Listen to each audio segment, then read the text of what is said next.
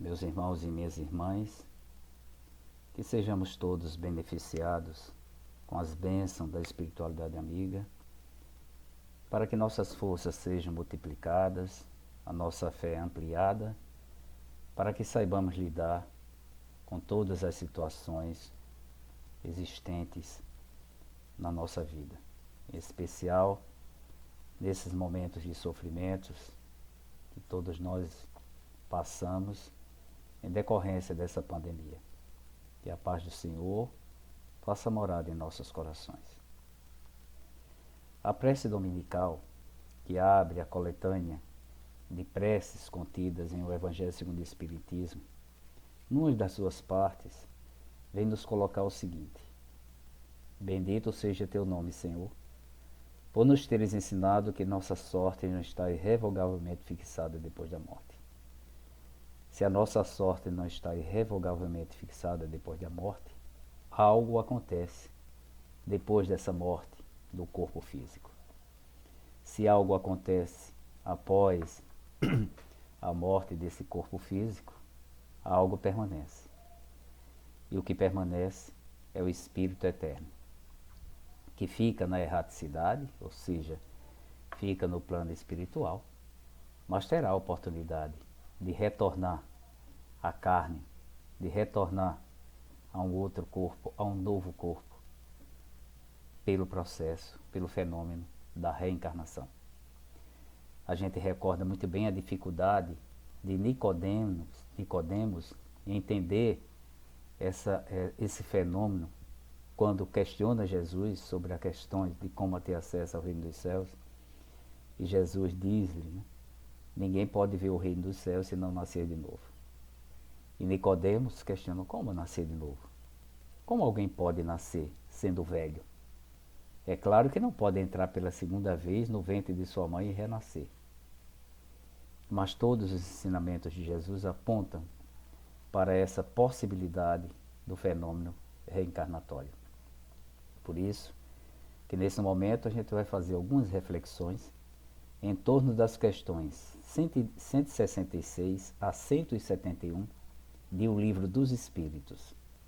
É o capítulo, é a parte que Kardec, orientado pela espiritualidade superior, vem nos esclarecer sobre a justiça da reencarnação. E tomando essas passagens evangélicas, os ensinamentos de Jesus, a gente há de se perguntar, a gente acredita de fato em reencarnação? E por que a gente acredita? O Evangelho segundo o Espiritismo vem nos colocar conceito fundamental, básico, do que seja reencarnação. Em especial no seu capítulo 6, itens 4 a 5, quando Kardec vem discutir, vem apresentar os elementos e os conceitos de ressurreição e reencarnação. E reencarnação contida em O Evangelho segundo o Espiritismo é a volta da alma ou espírito à vida corpórea, mas em outro corpo, especialmente formado para ele e que nada tem de comum com o antigo. Então essa ideia de reencarnação é o retorno do espírito, é a viagem de volta dele do plano espiritual para viver, no nosso caso aqui na Terra, uma nova experiência corporal. O espírito viver uma nova experiência corporal. E o grande elemento que vai emergir dessa nossa reflexão aqui é exatamente por que ele tem que passar por uma nova experiência, o espírito, por que tem que passar por uma nova experiência corporal. A gente vai encontrar, já na questão 166 de O Livro dos Espíritos, elementos para compreendermos isso daí. Kardec questiona: como pode a alma, que não alcança a perfeição durante a vida corpórea, acabar de depurar-se? E a resposta é simples: sofrendo a prova de uma nova existência. Mais adiante a gente vai falar sobre a questão tanto do fundamento, onde está fundamentada o fenômeno da reencarnação, E também a gente vai falar sobre a finalidade da reencarnação. Por que a gente tem que reencarnar? E Kardec foi muito inteligente ao formular essa questão. Porque nós estamos todos vinculados à lei do progresso e à lei do trabalho, até porque a gente só progride em ação. Ninguém progride na indolência, na preguiça, no não fazer. E para progredir a gente tem que agir. Mas se a gente tiver só uma existência, tem condições de a gente chegar nesse nível evolutivo, nesse progresso moral principalmente, que o Deus que nos criou, simples e ignorante, espera que a gente ascenda ao nível evolutivo para que cada espírito que foi criado simples e ignorante, ele chegue ao nível da pureza essencial para torná-lo mais angelical, mais puro em toda a sua plenitude. E aí é que Kardec vem nos colocar. Como realiza essa nova existência? Será pela sua transformação como espírito, que é a questão 166A. Depurando-se, a alma indubitavelmente experimenta uma transformação, mas para isso necessário lhe é a prova da vida corporal. Essa ideia é bem interessante porque quando a gente fala que é o espírito que vive uma experiência corporal, é porque existe aí nesse momento da reencarnação um estreitamento visceral entre as duas dimensões da vida, a dimensão física e a dimensão espiritual. Temos a matéria, que é o corpo, e temos o espírito, essa entidade inteligente que dá vida a essa matéria. E é nas vicissitudes, nos desejos dessa carne, nos desejos desse corpo, que estão todas as experiências provativas que o espírito vai ter que passar. E aí as escolhas são feitas para o nosso bem ou para o nosso mal. Por isso que a gente sempre fala, o espírito vive uma experiência corporal. Quando o discernimento o leva, ou leva todos nós, para uma opção mais benéfica, mais agradável, mais certeira, a gente tem certa plenitude, a gente tem certa tranquilidade nessa experiência corporal que vive o espírito. E são nessas experiências certeiras, nessas escolhas certeiras, que a gente vai colocando as sementes que vão frutificar nas melhorias ou no progresso do nosso espírito. A alma passa então, nessa perspectiva, por muitas experiências corporais, muitas existências corporais. É porque uma só existência, como foi dito na primeira questão, na questão 166, não dá conta. Olha, se nós nascemos simples e ignorantes, imagina que só numa única existência a gente vai dar conta de depurar-se. Se em uma única existência a gente vai conseguir progredir para chegarmos a uma escala de espírito puro, por exemplo. Não basta. Teremos tantas existências quanto necessárias para que a gente atinja o patamar de espírito puro. E ao se tornar espírito puro, a gente não tenha mais essa necessidade da experiência corporal que nós todos vivenciamos agora. Então, serão tantas quantas nós reencarnaremos, quantas necessidades o nosso espírito tiver para se aperfeiçoar. E é o que está posto na questão 166b. A alma passa então por muitas existências corporais? Sim. Todas contamos muitas existências. Todos os espíritos contam muitas existências. Os que dizem o contrário pretendem manter-se na ignorância em que eles próprios se encontram. Esse é o desejo deles. Mas em algum momento, mesmo aqueles negacionistas que não acreditam na reencarnação, tanto no plano terrestre quanto na erraticidade, no plano espiritual, em algum momento vão ter que se ver reencarnando. Em algum momento, retornarão à carne para fazer com que o seu espírito aprenda, vivencie experiências corporais, porque são essas experiências que nos ensinam. Na verdade, o que acontece, a liberdade que o espírito tem na erraticidade é contida quando ele reencarna, porque ele fica prisioneiro dessa carne. Por isso que a gente sempre fala, a liberdade que o espírito tem quando desencarna deve ser uma coisa surpreendente, porque ele vai estar livre. Encarnado, ou reencarnado, como queiram, ele está submetido a essas questões da matéria, essas questões corporais, essas questões físicas. Principalmente, se nós não entendermos a necessidade de encontrar o limiar que existe para separar um pouco essas duas dimensões, para que a gente não se torne mais material e menos espiritual. Porque se a gente enxerga a nossa experiência corporal para o espírito, que é a reencarnação, como um momento único, em que tudo está circunscrito à matéria, a gente esquece de alimentar o nosso espírito. E a gente investe muito. E basicamente, todas as nossas fichas nos alimentos materiais. E as vicissitudes estão aí. Elas são as nossas provas. Elas que vão nos ensinar. Até para saber se a gente vai ter mais momentos de alegria ou mais momentos de dificuldades, dependendo da posição ou das opções que cada um escolhe para dar conta da sua existência. Então a gente vai viver passar por várias experiências até atingirmos essa perfeição, até atingirmos essa pureza que o Pai que nos criou espera de cada uma das suas criaturas.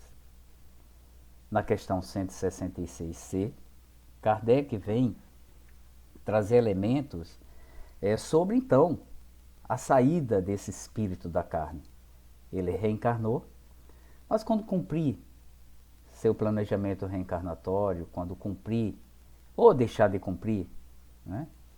Porque a conta vem em algum momento para saber quais foram os nossos comprometimentos no plano espiritual e que efetivamente a gente conseguiu executar.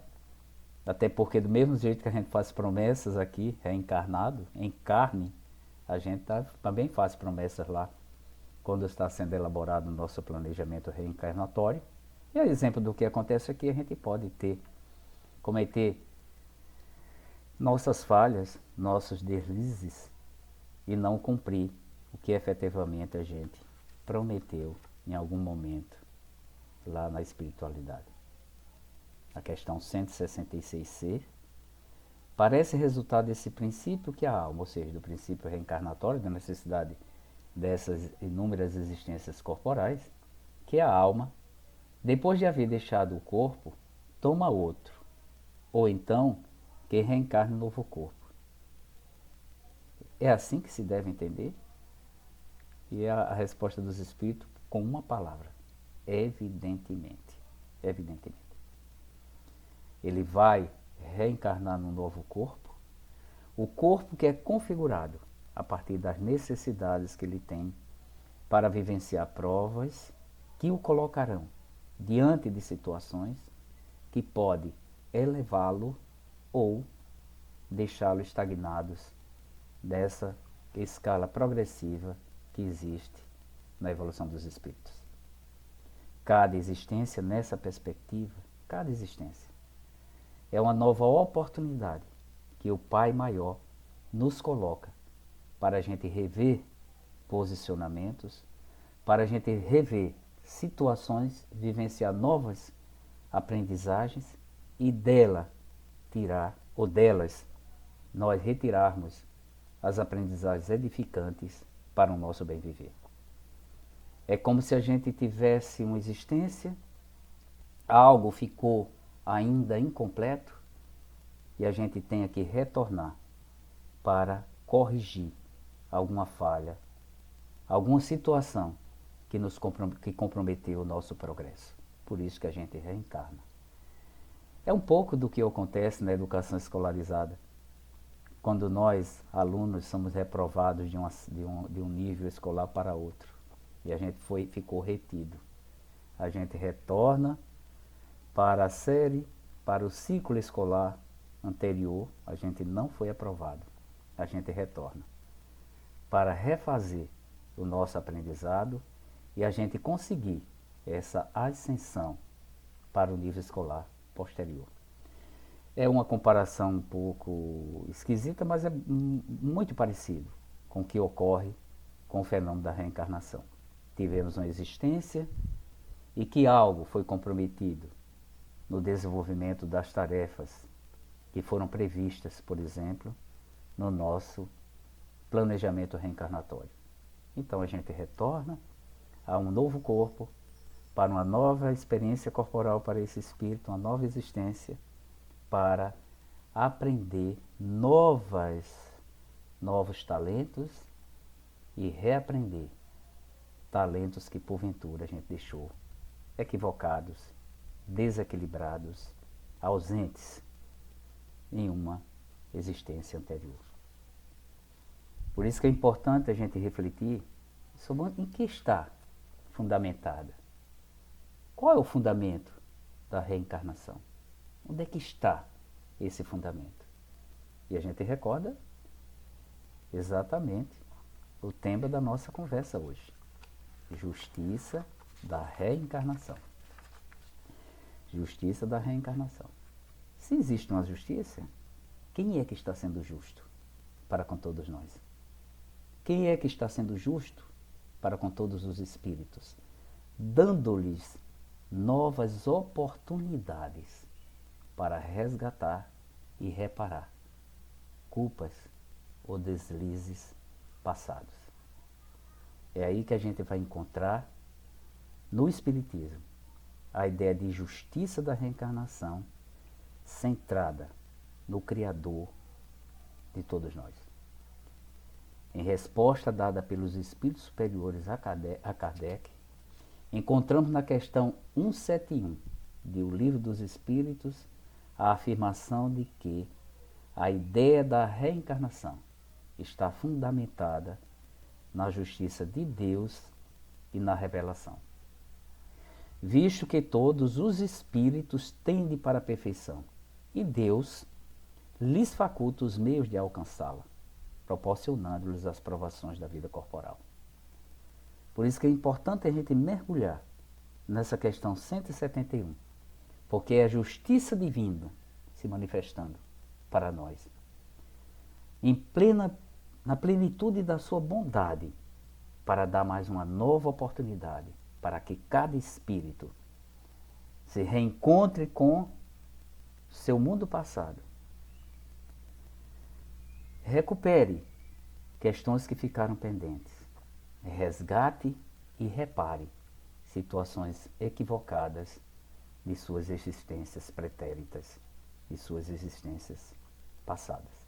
É aí que está a justiça da reencarnação. É essa oportunidade que o Pai Criador concede a todas as suas criaturas para retomar de onde pararam e edificar um futuro mais promissor, pavimentar de forma mais plena e luminosa o seu retorno à pátria espiritual, quando assim o for chamado.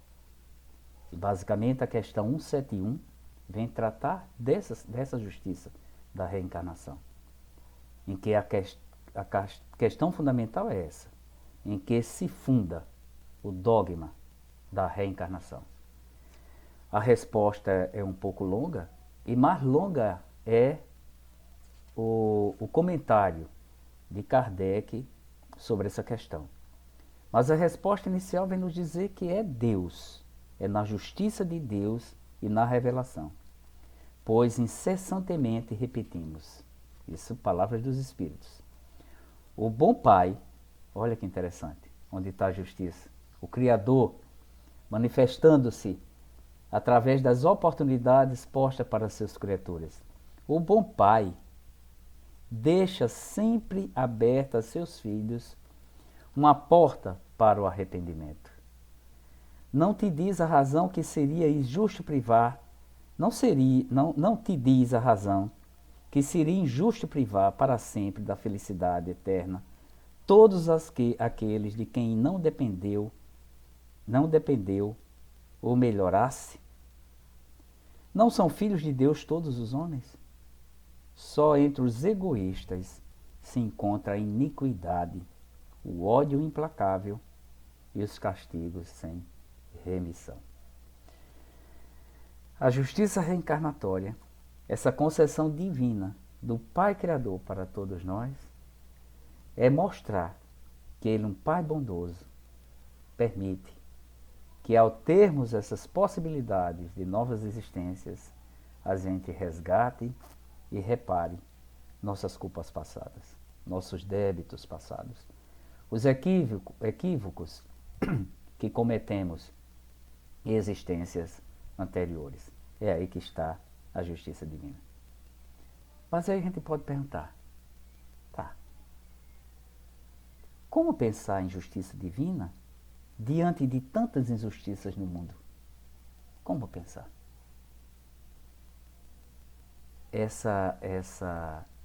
Esse pequeno texto que nós resgatamos da prece dominical e que abrimos as nossas reflexões no início da nossa fala, dá indícios sobre isso daí.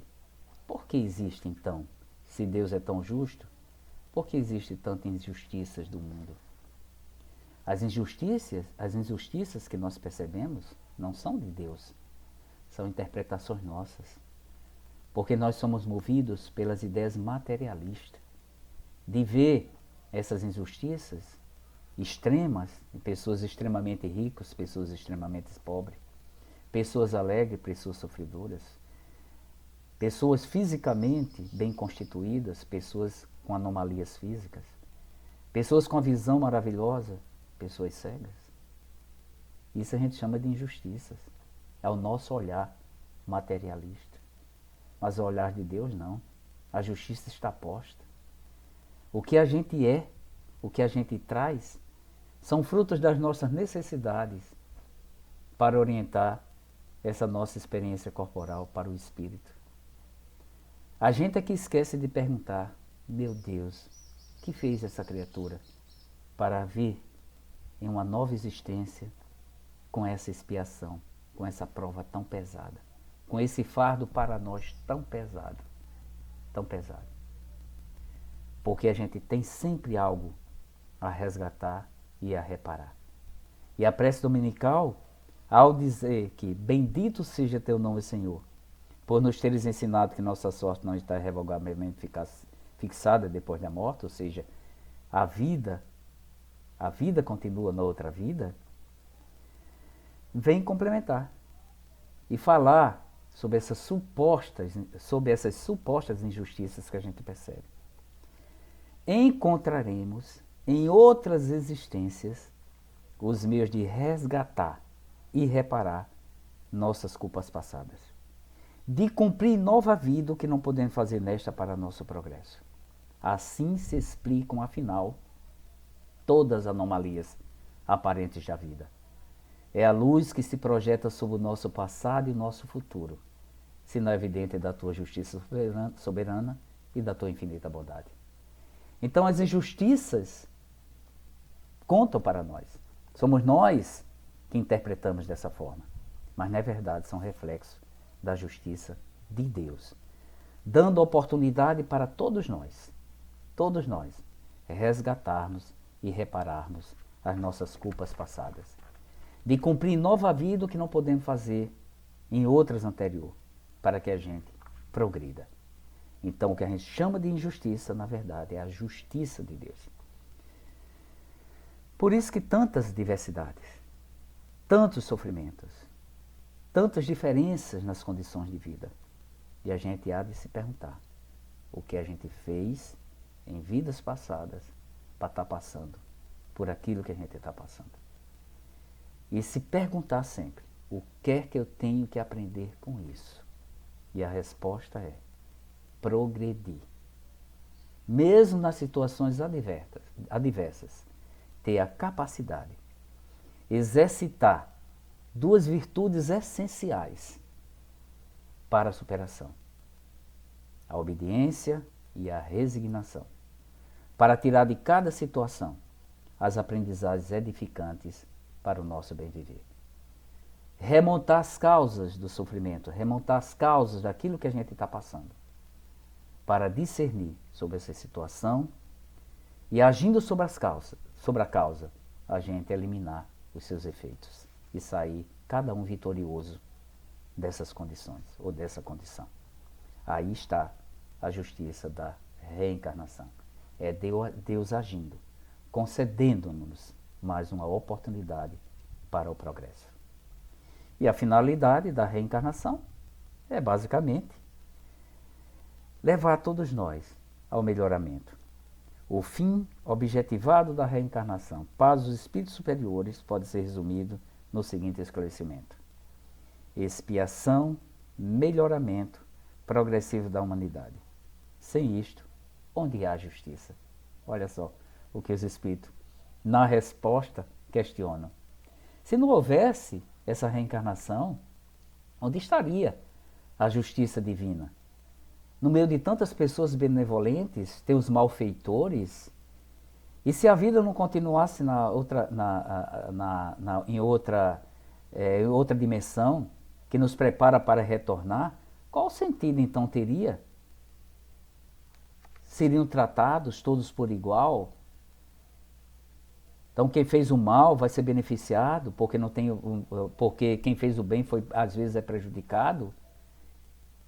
Então não teria sentido. Por isso que é importante esse fenômeno da reencarnação. Para aqueles que se equivocaram, tem a oportunidade de retomar, de resgatar esses males cometidos. Senão não teria sentido, aí seria injustiça de Deus. Então a justiça está aí. Todos são tratados por iguais, vão ter que retornar. O bem e o mal. O bem para tornar-se mais bem melhores, e o mal para ter a oportunidade de se tornar homens do bem. Qual o fim objetivado com a reencarnação? Repetir, que é a questão 167. Expiação, melhoramento progressivo da humanidade. Na questão 168, é limitado, então, o número da existência corporal ou o espírito reencarna perpetuamente? Porque cada nova existência é uma experiência nova de aprendizagem, de progresso. A cada nova existência, o espírito dá um passo para diante na senda do progresso. Desde que se ache limpo de todas as impurezas, não tem mais necessidade das provas da vida corporal.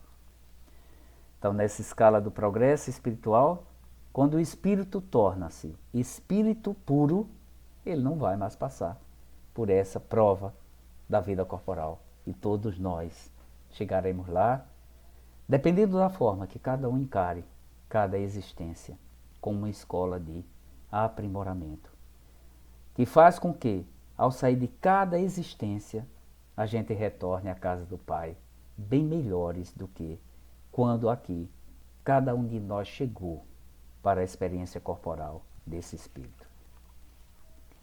É invariável, então, o número das reencarnações para todos os espíritos, né? Olha que questão interessante que Kardec coloca, que é a questão 169. É invariável o número das reencarnações para todos os espíritos? Não, não é invariável. Aquele que caminha depressa, há muitas provas e se forra. Todavia, as encarnações sucessivas não são sempre muito numerosas, porquanto o progresso é quase infinito.